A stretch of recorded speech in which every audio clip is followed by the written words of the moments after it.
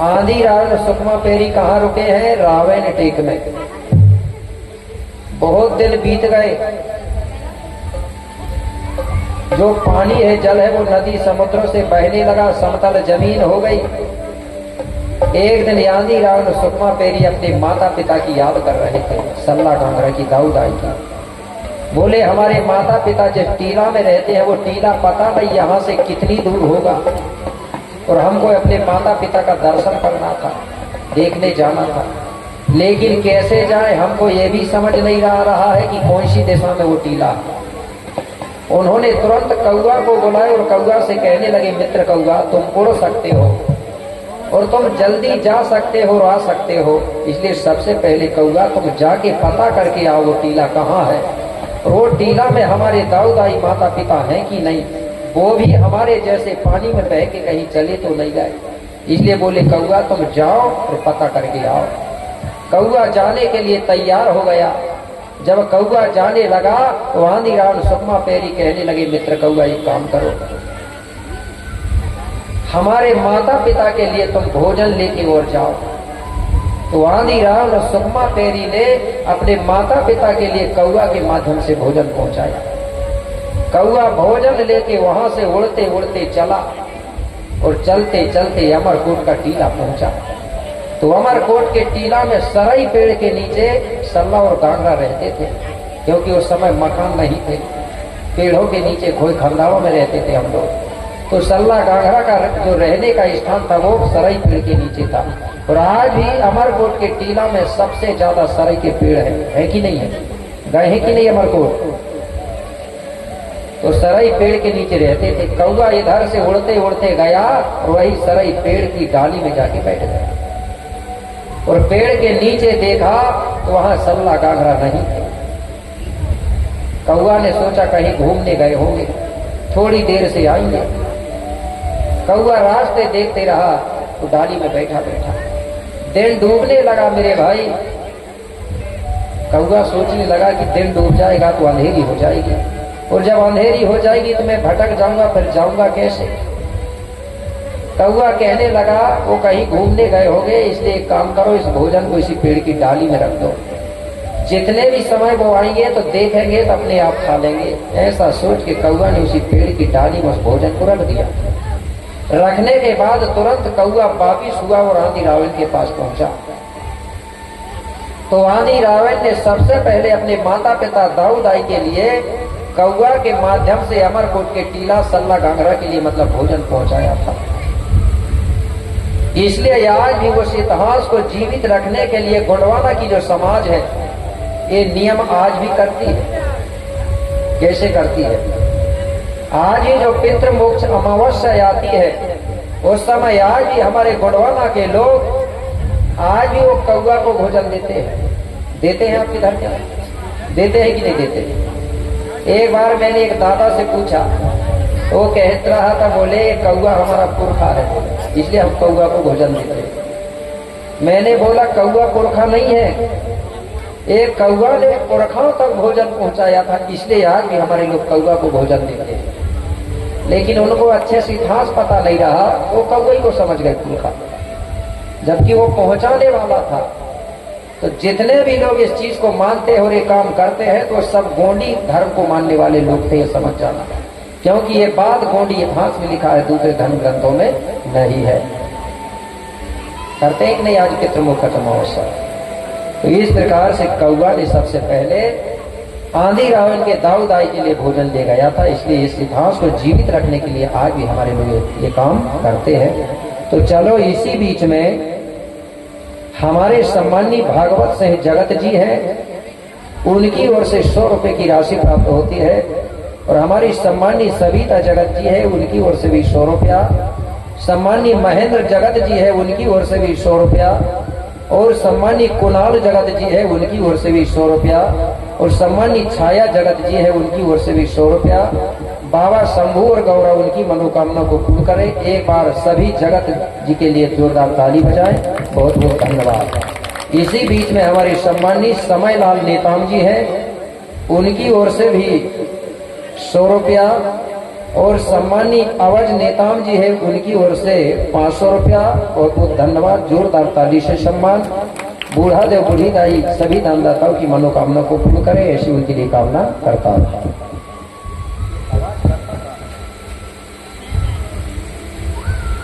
तो आगे क्या हुआ, इस प्रकार से आदि रावण सुकमा पैरी को वहां रहते रहते बहुत दिन हो गए। एक दिन आदि रावण सुकमा पैरी दोनों कहने लगे, बोले अब जो पानी है वो नदी और समुद्रों से बहने लगा, समतल जमीन हो गई, अब हम बोले दोनों पैदल जा सकते हैं अपने माता पिता से मिलने के लिए, अमरपुर जाने के लिए। तो एक दिन आदि रावण सुकमा पैरी अपने माता पिता से मिलने के लिए प्रस्थान हो गए। कहाँ जाने के लिए? अमरकंटक। अब ये दोनों चलते चलते मेरे भाई अमरकोट का टीला पहुंचे।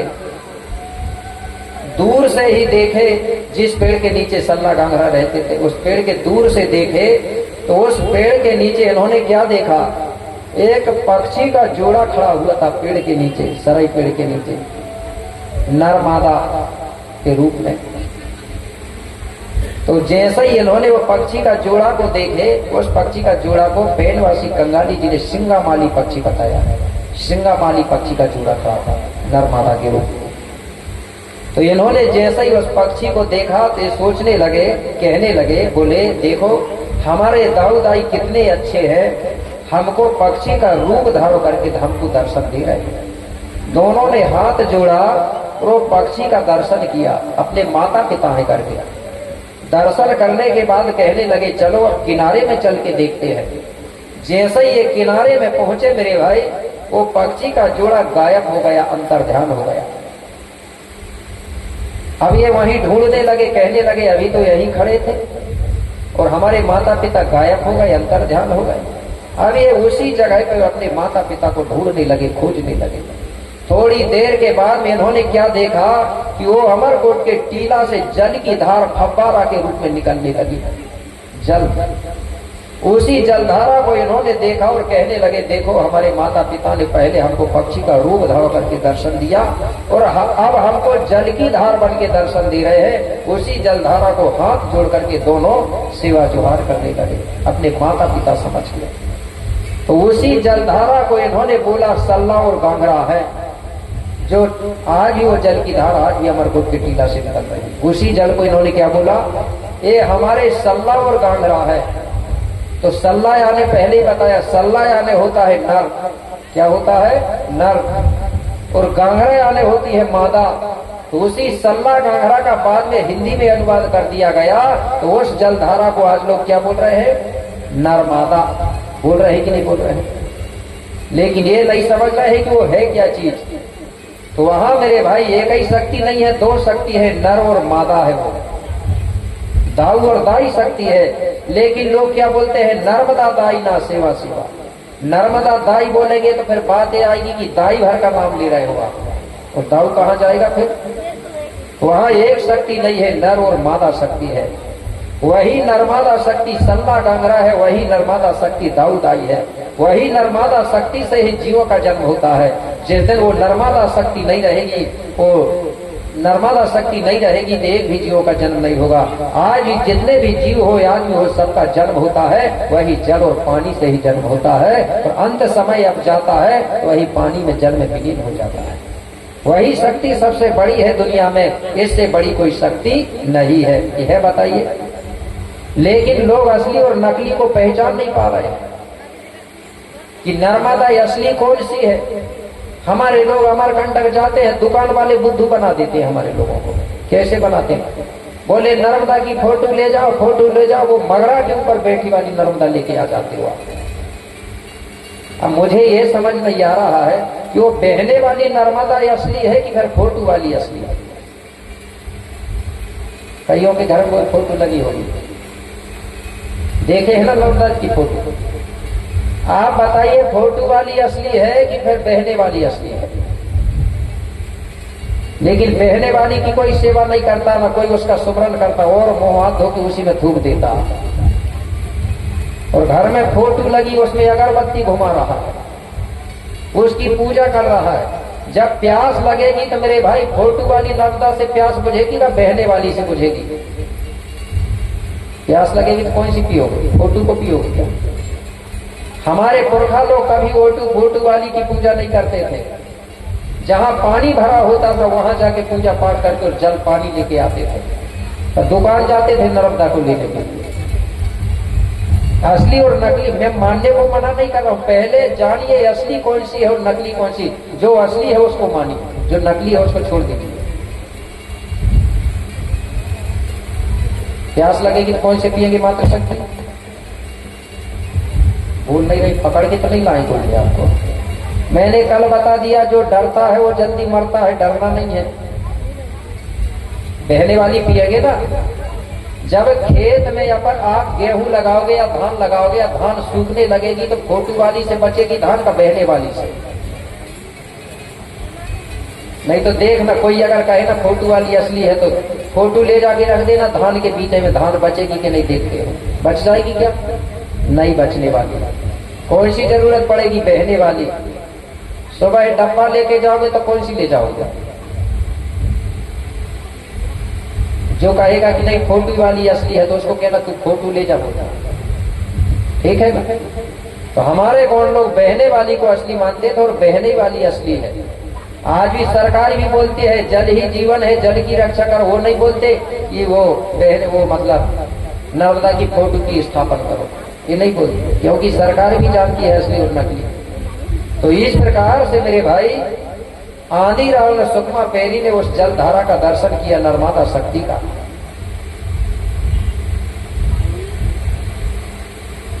वही नर्मदा शक्ति आज ही अमरकोट के टीला से बह रही है और समस्त जीवों का पालन कर रही है।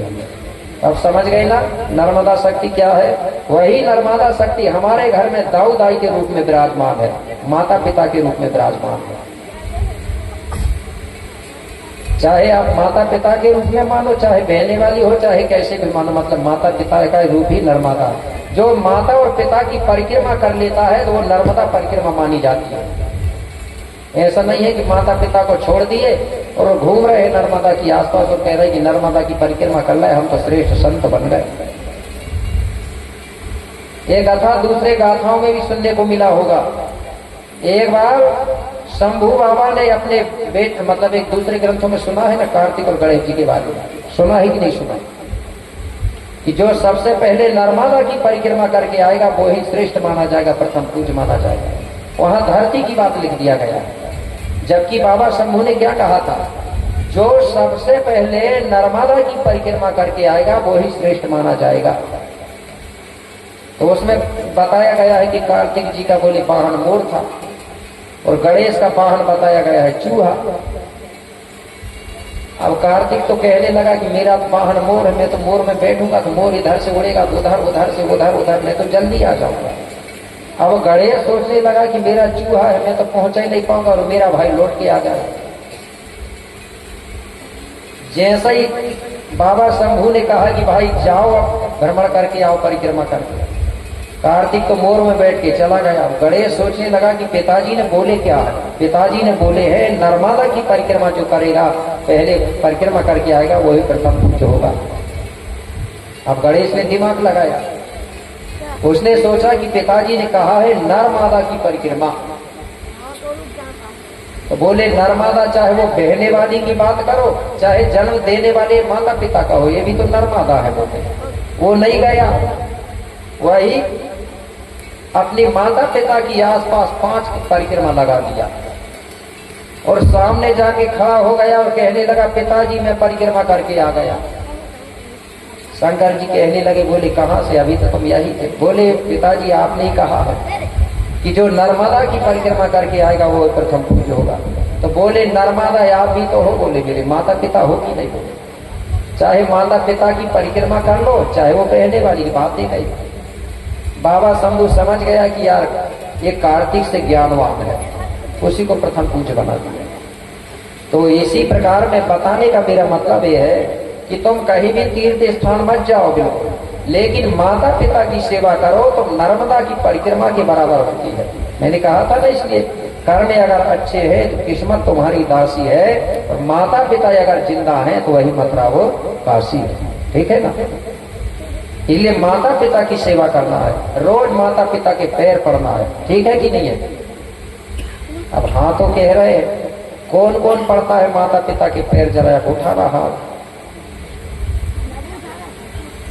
अब देख लो, आगे आगे पाठ, सही बोलते थे हमारे पूर्वज लोग, आगे आगे पाठ और पीछे से सपाट। गुरु जी ने पूछे तो 16 दूनी 8 हो गए कि नहीं हो गए? कल से 32 करना है, ठीक है ना? तो नर्मदा शक्ति है जो आज भी अमरकोट के टीला से बह रही है, दाऊदाई शक्ति, माता पिता शक्ति। तो उस माता पिता शक्ति के नाम पे एक गीत सुना रहा हूं, वो नर्मदा के नाम पे।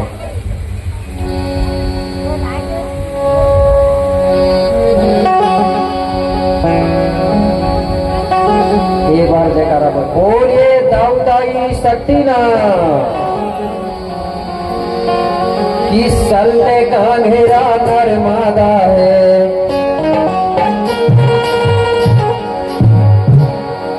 कि जो मात पिता कहलाए और मात पिता की सेवा से जीवन सफल हो जाए। अमरकोट से चली नर्मदा,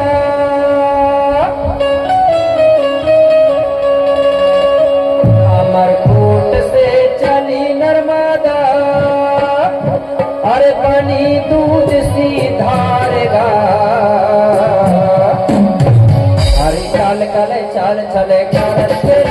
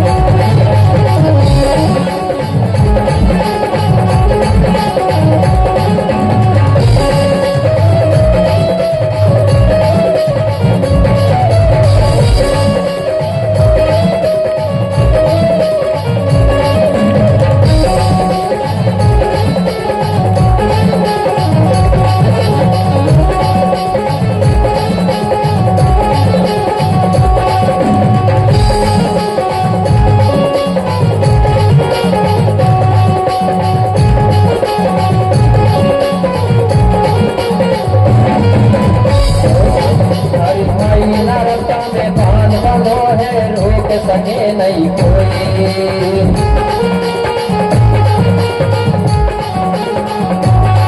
अरे माई नरता में पान बंधो है, रोक सके नहीं कोई।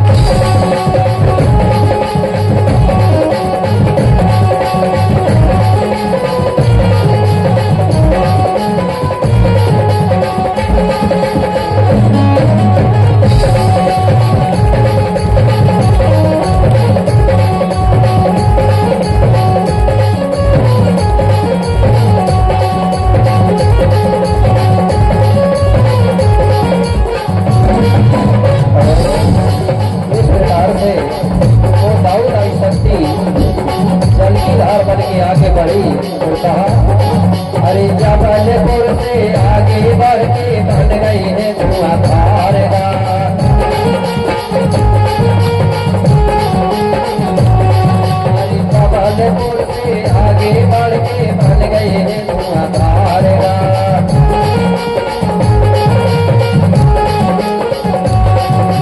मेरा घाट में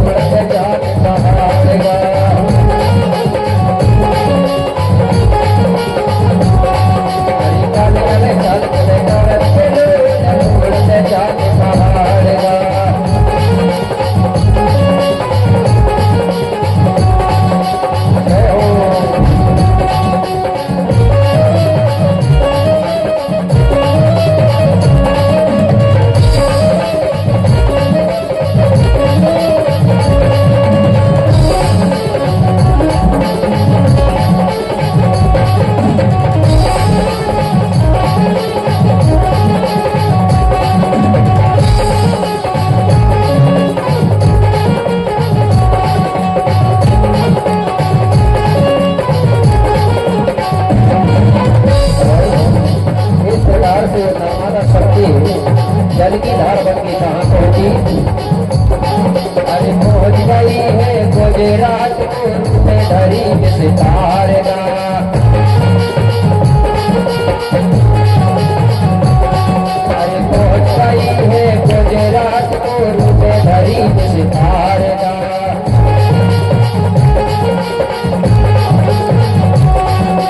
भाई समुद्र में जाके मिल गई, समुद्र में जाके मिल गई। अरे खोया कर त्योहार गा, अरे खोया कर त्योहार गा। अरे चल चल चल चल कर चलो जाके पधार गा।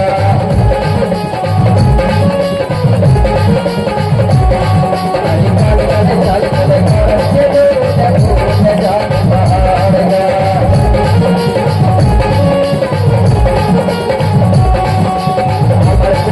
से चली नर्मदा, से चली नर्मदा। अरे काली दूध की धार गाता। अरे चल चल चल चल कर चलो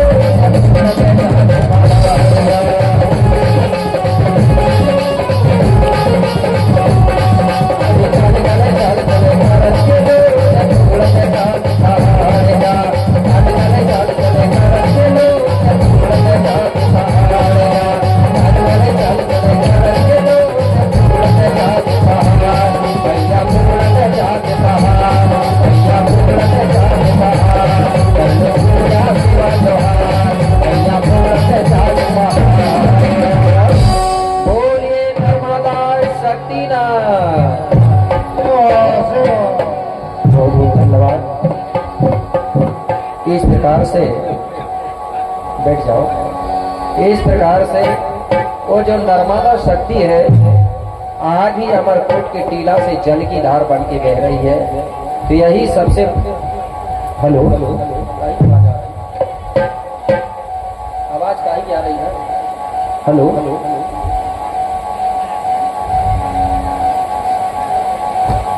तो इस प्रकार से आज ही जो जल की धार बह रही है, जो जलधारा है वो कोई नहीं है, सल्ला और गागरा शक्ति है, दाऊदाई शक्ति है। वही से इस समस्त जीवों का मिलवंश चलता है।